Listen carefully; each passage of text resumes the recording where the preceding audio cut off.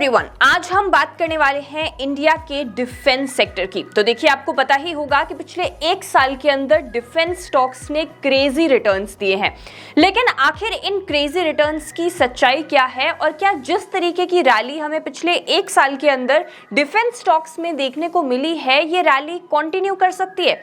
आज के वीडियो में हम इसी बारे में बात करने वाले हैं। तो अगर आप डिफेंस सेक्टर के अंदर इन्वेस्टेड हैं या आप डिफेंस सेक्टर के अंदर इन्वेस्ट करने के बारे में सोच रहे हैं, तो आज का वीडियो आपके लिए बहुत ज्यादा इंपॉर्टेंट होने वाला है। इसे एंड तक जरूर देखिएगा।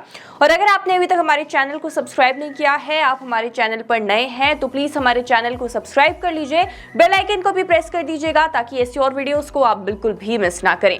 और अगर आप इन्वेस्टमेंट करना चाहते हैं लेकिन आपके पास डीमैट अकाउंट नहीं है, तो डिस्क्रिप्शन में लिंक दिया गया है, आप जाकर वहां से फ्री में अपना डीमैट अकाउंट ओपन करवा सकते हैं। तो देखिए, जैसे कि मैं डिफेंस सेक्टर के बारे में बात करी थी, तो मैं आपको बता दूं कि पिछले एक साल के अंदर निफ्टी इंडिया डिफेंस इंडेक्स ने 106% के रिटर्न्स दिए हैं। तो ये जो निफ्टी इंडिया डिफेंस इंडेक्स है, इसके अंदर 15 डिफेंस स्टॉक्स आते हैं। और अगर हम हर एक डिफेंस स्टॉक के इंडिविजुअल रिटर्न्स की बात करें, तो चलिए देखते हैं। तो देखिए, मेजगांव डॉक शिप बिल्डर्स के पिछले एक साल के अगर हम रिटर्न्स की बात करें, तो 100% के रिटर्न्स दिए हैं इस स्टॉक ने। गार्डन रीच शिप बिल्डर्स की अगर हम एक साल के रिटर्न्स की बात करें, तो इस स्टॉक ने करीब 126% के रिटर्न्स दिए हैं। अगर मैं बात करूं पारस डिफेंस के शेयर प्राइस की, तो देखिए, पारस डिफेंस का जो शेयर प्राइस है पिछले एक साल के अंदर 54% के रिटर्न्स दिए हैं। उसके बाद अगर मैं बात करूं HAL की, तो HAL ने पिछले एक साल के अंदर 130% के रिटर्न्स दिए हैं। इसके बाद डेटा पैटर्न्स, जो कि अनदर डिफेंस स्टॉक है, इसने पिछले एक साल के अंदर करीब 23.9% के रिटर्न्स दिए हैं। मैं बात करूं अगर भारत इलेक्ट्रॉनिक्स की, तो इस स्टॉक ने पिछले एक साल के अंदर 109% के रिटर्न्स दिए हैं। एस्ट्रा माइक्रोवेव प्रोडक्ट्स, ये भी एक डिफेंस सेक्टर का ही स्टॉक है, इसने पिछले एक साल के अंदर 119% के रिटर्न्स दिए हैं। और ऐसे बहुत सारे स्टॉक्स हैं। तो आखिर डिफेंस सेक्टर में ऐसा क्या हो रहा है कि ये जो डिफेंस स्टॉक्स हैं, इन्होंने पिछले एक साल के अंदर इतने अच्छे रिटर्न दिए, इनका जो शेयर प्राइस है वो इतना ज्यादा बढ़ गया पिछले एक साल के अंदर? ऐसा कुछ तो जरूर हुआ है डिफेंस सेक्टर के अंदर, जिसके बारे में आपको जरूर पता होना चाहिए। और क्या पिछले एक साल के अंदर जिस तरीके से इन डिफेंस स्टॉक्स का प्राइस सर्ज हुआ है, क्या इसी तरीके का प्राइस राइज हमें आगे आने वाले समय में भी देखने को मिल सकता है? तो देखिए, अगर मैं बात करूं पिछले एक महीने के रिटर्न्स की, तो देखिए, पिछले एक साल के अंदर तो इन सभी स्टॉक्स ने आउटस्टैंडिंग रिटर्न्स दिए। लेकिन पिछले एक महीने के रिटर्न्स की अगर बात करी जाए, तो सभी डिफेंस स्टॉक्स कुछ ना कुछ % से नीचे जरूर गिरे हैं। यानी कि पिछले एक महीने के रिटर्न्स की जो पिक्चर है इन डिफेंस स्टॉक्स की, वो पिछले एक साल के रिटर्न से टोटली डिफरेंट है। सारे के सारे डिफेंस स्टॉक्स डाउन है, चाहे मैं बात करूं मेजगांव डॉक शिप बिल्डर्स की या फिर पारस डिफेंस की। चलिए अब बात करते हैं कुछ ऐसे रीजंस की जिसकी वजह से हमें पिछले एक साल के अंदर इन डिफेंस स्टॉक्स में इतनी ज्यादा रैली देखने को मिली है। तो देखिए, सबसे पहला जो रीजन है वो ये है कि 2023 से लेकर 2024 तक हमें देसी डिफेंस प्रोडक्शन के अंदर काफी ज्यादा इंक्रीज देखने को मिला है। देसी defence production hit record high of 1.3 lakh crore in 2023 to 2024। तो देखिए, इसका मतलब ये है कि इंडिया डिफेंस इक्विपमेंट्स के अंदर सेल्फ रिलायंट बनने की जो रेस है, उसमें अब आगे बढ़ता हुआ दिख रहा है। क्योंकि देखिए, हमारे जो डिफेंस मिनिस्टर हैं, उनका हमेशा से ये कहना है कि इंडिया को डिफेंस इक्विपमेंट्स के अंदर सेल्फ रिलायंट यानी कि आत्मनिर्भर बनना होगा। हमें अपने इंपोर्ट्स को, जो हमारे डिफेंस इंपोर्ट्स हैं, उन्हें कम करना होगा और डिफेंस एक्सपोर्ट्स को बढ़ाना होगा, जिसके लिए हमें अपने घर के अंदर डिफेंस इक्विपमेंट्स को बनाना शुरू करना होगा। तो इसी वजह से हमें देसी डिफेंस प्रोडक्शन के अंदर रिकॉर्ड हाई देखने को मिला है। अब देखिए, डिफेंस सेक्टर के अंदर ये जो आत्मनिर्भर इनिशिएटिव है, अगर इससे सबसे ज्यादा किसी को फायदा होने वाला है, तो वो होने वाला है डिफेंस सेक्टर की पब्लिक सेक्टर अंडरटेकिंग्स को। यानी कि डिफेंस सेक्टर के अंदर जितनी भी पब्लिक कंपनीज हैं, उनको इस इनिशिएटिव से सबसे ज्यादा फायदा होने वाला है। उनकी ऑर्डर बुक वैल्यू जो है, उसके ऊपर इसका काफी ज्यादा पॉजिटिव इंपैक्ट हमें देखने को मिलने वाला है। तो देखिए मैं आपको बता दूं कि अगर मैं बात करूं पहले के टाइम की, तो देखिए पहले के टाइम में हम ज्यादातर डिफेंस इक्विपमेंट्स जो थे उन्हें इंपोर्ट करते थे बाहर की कंट्रीज से, लेकिन आज के टाइम पर हम फोकस कर रहे हैं कि हम खुद अपने ही घर में डिफेंस इक्विपमेंट्स को बनाएं और सिर्फ उन्हें खुद यूज ना करें बल्कि उन्हें एक्सपोर्ट भी करें। So this has been the focus of the government that India should become self reliant in defence equipments. अब देखिए इंडिया का जो डिफेंस एक्सपोर्ट है इसने भी 2023 से लेके 2024 के बीच में रिकॉर्ड हाई टच किया है। मैं आपको बता दूं, अगर मैं इंडिया के डिफेंस एक्सपोर्ट्स की बात करूं FY23 से लेकर FY24 के बीच में इट हैज टच्ड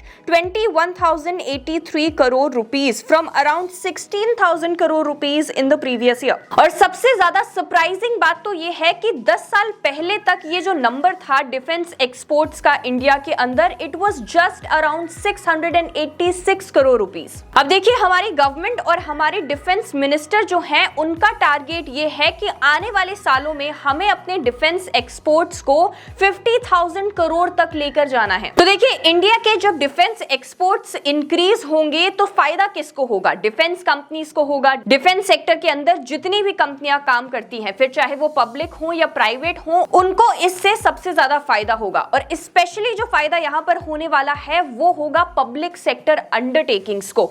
तो अगर मैं बात करूं जितनी भी पब्लिक सेक्टर अंडरटेकिंग्स हैं डिफेंस सेक्टर के अंदर, उनके लिए ये एक काफी अच्छी अपॉर्चुनिटी होने वाली है। लेकिन अब इस अपॉर्चुनिटी का फायदा उठाकर क्या वो अपने फाइनेंशियल्स को और भी ज्यादा बेहतर कर पाएंगे, क्या वो अपनी प्रॉफिटेबिलिटी को बेहतर कर पाएंगे, ये देखने वाली बात होगी। तो देखिए अगर मैं बात करूं कि इंडिया आज के समय में अपने डिफेंस इक्विपमेंट्स को किन किन कंट्रीज को एक्सपोर्ट करती है, तो काफी सारी ऐसी कंट्रीज हैं जिनके अंदर हमारे जो डिफेंस इक्विपमेंट्स हैं जो हम इंडिया के अंदर बनाते हैं उन्हें हम एक्सपोर्ट भी करते हैं। मोर देन 85 कंट्रीज के अंदर including Italy, Maldives, Russia, Sri Lanka, UAE, Egypt, Israel, Spain and many others हम अपने डिफेंस इक्विपमेंट्स को एक्सपोर्ट करते हैं। लेकिन देखिए मैं आपको बता दूं कि डिफेंस एक्सपोर्ट्स के नंबर में इतना ज्यादा इंक्रीज होने के बावजूद भी इंडिया आज के टाइम पर भी डिफेंस एक्सपोर्ट्स के अंदर बहुत ज्यादा आगे है। हम बहुत सारे डिफेंस इक्विपमेंट्स को आज भी इंपोर्ट करते हैं। So despite the Atmanirbhar initiative, India remains one of the biggest importer when it comes to arms. और देखिए ऐसा इसीलिए है क्योंकि कहीं ना कहीं हम लेट हो गए हैं when it comes to making defence equipments in our own country. और हम R&D यानी कि रिसर्च और डेवलपमेंट पर भी उतना पैसा खर्च नहीं कर रहे हैं जितना बाकी की कंट्रीज जैसे कि USA और रशिया खर्च कर रहे हैं। और इसकी वजह से आज भी कहीं ना कहीं हम बहुत सारे डिफेंस इक्विपमेंट्स के लिए बाहर की कंट्रीज पर डिपेंडेंट हैं। लेकिन देखिए ये पिक्चर अब धीरे धीरे चेंज हो रही है और आगे आने वाले समय में हम काफी सारा डिफेंस इक्विपमेंट खुद ही बनाएंगे और उसे इंपोर्ट नहीं करेंगे बाहर की कंट्रीज से। इनफैक्ट आपको देखने को मिलेगा आने वाले सालों के अंदर कि हम डिफेंस इक्विपमेंट्स के अंदर सबसे बड़े इंपोर्टर नहीं बल्कि सबसे बड़े एक्सपोर्टर बनकर भी उभर सकते हैं। And this is mainly because the government spending when it comes to the budget that government is allocating to the defence sector, it is increasing year by year. And like I told you कि ये defence sector के अंदर काम कर रही companies के लिए एक बहुत अच्छी अपॉर्चुनिटी हो सकती है और स्पेशली पब्लिक सेक्टर अंडरटेकिंग्स के लिए। तो क्या ये कंपनीज इस अपॉर्चुनिटी का फायदा उठाकर अपनी प्रॉफिटेबिलिटी को और भी ज्यादा इंक्रीज कर पाएंगी? देखिए उन्हें ऐसा करना चाहिए, लेकिन इस चीज के लिए उनकी ऑर्डर बुक वैल्यू का इंक्रीज होना काफी ज्यादा जरूरी है। तो देखिए ऑर्डर बुक वैल्यू जब किसी भी डिफेंस सेक्टर के अंदर कंपनी की इंक्रीज होती है तो कहीं ना कहीं उससे पॉजिटिव इंपैक्ट पड़ता है प्रॉफिटेबिलिटी के ऊपर, क्योंकि जितने ज्यादा ऑर्डर्स मिलेंगे उतना ज्यादा प्रोडक्शन वो करेंगे और उससे उतना ज्यादा प्रॉफिटेबिलिटी जो है ये इंक्रीज होती है। अब अगर मैं डिफेंस ऑर्डर्स की बात करूं तो देखिए डिफेंस ऑर्डर्स जो होते हैं ये कोई ऐसे ऑर्डर्स नहीं होते हैं जो एक हफ्ते में आपने ऑर्डर पूरा हो गया और उसे डिलीवर कर दिया। डिफेंस ऑर्डर्स को डिलीवर करने में पहले तो डिफेंस इक्विपमेंट्स का प्रोडक्शन में ही इतना ज्यादा टाइम लग जाता है। एयरक्राफ्ट्स अगर हम बना रहे हैं तो एयरक्राफ्ट्स बनाने में 20 साल तक लग जाते हैं।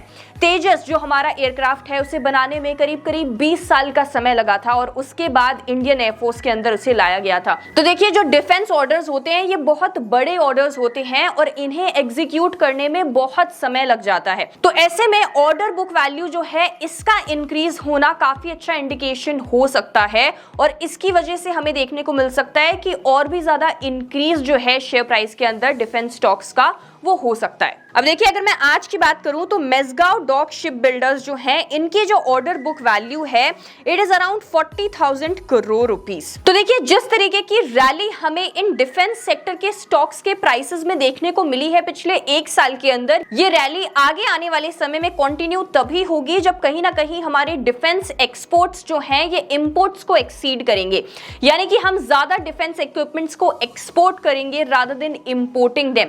तो हमें एक काफी positive impact defence sector stocks के अंदर देखने को मिलेगा और हमें रैली भी इनके शेयर प्राइस के अंदर देखने को मिल सकती है। अनदर रीजन जिसकी वजह से हमें इन डिफेंस सेक्टर स्टॉक्स के अंदर आगे आने वाले समय में भी रैली देखने को मिल सकती है, वो ये है कि देखिए, इस टाइम पर वॉर की जो सिचुएशन है ये काफी ज्यादा बनी हुई है, चाहे मैं बात करूं इजराइल और गाजा की या फिर रशिया और यूक्रेन की।